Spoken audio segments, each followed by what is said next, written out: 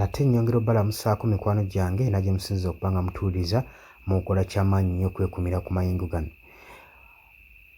Chief of Defence Force Muhoozi Kainerugaba mutabani wa Mwami Yoweri Kaguta Museveni avuddeyo n'agamba nti ndi w'amaanyi naye abantu bano wammanga basobola okummaliriza mu sekendi busekendi era be bantu bensingira ddala okutya.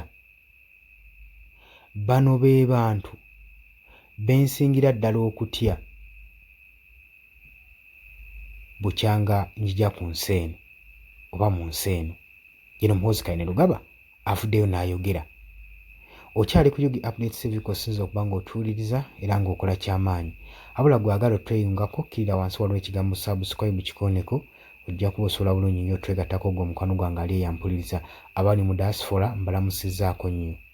Yeno Muhoozi Kainerugaba tukimanyi bulungi nnyo ye muntu abadde amaze ebbanga ng'ajja yeepika ng'era akanze ensi saako n'ez'obunaayira nga muntu waali bw'atagenda era ng'omuntu atamala gatiitirira era nga waali musajja mmekete era nga tuba tetusuubirayo kintu kiyinza kuba nga kiyinza okuba nga kimuyuuza saako n'okumutiisa, wabula amentioninze abantu bana abamutiisa mu nsi eno.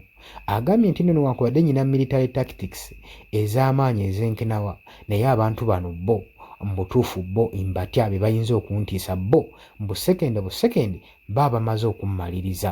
Abadde General Muhoozi Kainerugaba yastatinze statement eyo gwe mukwano gwange ali eyampuliriza Chief of Defence Force. Kintu kye kyandibadde kiyinza okuba nga kimutiisa ng'ate alina n'emmundu, alina ebisi, alina buli kimu ekyetaagisa okuba nga kimugayidinga, kimukuuma okubanga buli kisi kyonna kyonna akiyina. Twandigambye nti nno buli kimu akiyina, kye kyandibadde kibe nga kimutiisa. Ani yandibadde atiisa General Muhoozi Kainerugaba ku ngeri gyazze atiisatiisaamu bannayuganda saako n'amawanga ag'ebunaayira ag'ebweru? Kati olaba atiisa ab'ebweru, atiisiza ab'ebunaayira, kyatya gulowooza kirudda kyandibanga kiri mu bwengula, kiri ku nsi, batya bali ku nsi oba bali ku bwengula? Katulabe gwe mukwano gwange, katwongere obyetegereza tulabe. Ogenda kuba obimanya, ogenda kuba ng'omanya baani basingira ddala okutya ku nsi eno. Gwe mukwano gwange ali eyampuliriza nagambye oli ku Yugi Updates TV kosinza okuba ng'otuwuliriza. Gwagala otweyungako kkirira wansi waliwo ekigambo subscribe kikooneko ojja kuba osobola bulungi nnyo otweyungako omukwano gwange ali eyampuliriza.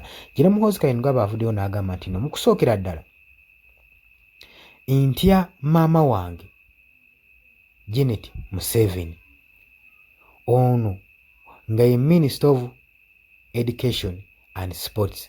Agamba omukyalo ono mutiira ddala nnyo era nga muwa ekitiibwa era ku bintu by'azze akola ne byakoledde eggwanga. Kyo kyekindeetera okuba nga be bamu ku bensinga okuba nga ntya. Omulala agambye atya kitaawe Mwami Yoweri Kaguta Museveni ono amutiira ddala kuva mu magye kuba si musajja mwangu, si musajja njasa biggu era si ye muntu gw'oyinza otwala mu maaso n'okunyooma. Ng'omukwano gwange ali eyampuliriza era n'ono amutadde mu kifo kya mwanjo nnyo ku bantu basinga okutya ku nsi eno. Omulala agambye nti atya mmenta we ono omusajja amanyi nga musajja mmekete. Ono nno si mulala ye Kagame, Paul Kagame ow'e Rwanda. Agambye ono anyambyeko nnyo okunshepinga n'okunfuula nze kino kyendi General Muhoozi Kainerugaba temundabira kubeera wano, oyo omusajja ammentalinze nnyo. Tavudde okwo, takomye okwo era agambye nti nno wabula ate mukyala wange Kainerugaba Karoti ate ono naye y'omu ku bensingira ddala okutya. Ate ono yo etugamba nti no mu bantu abayinza okummeggana, ono ammegga mu busekendi n'abanga amaze okunteeka wali. Gwe mukwano gwange ali eyampuliriza.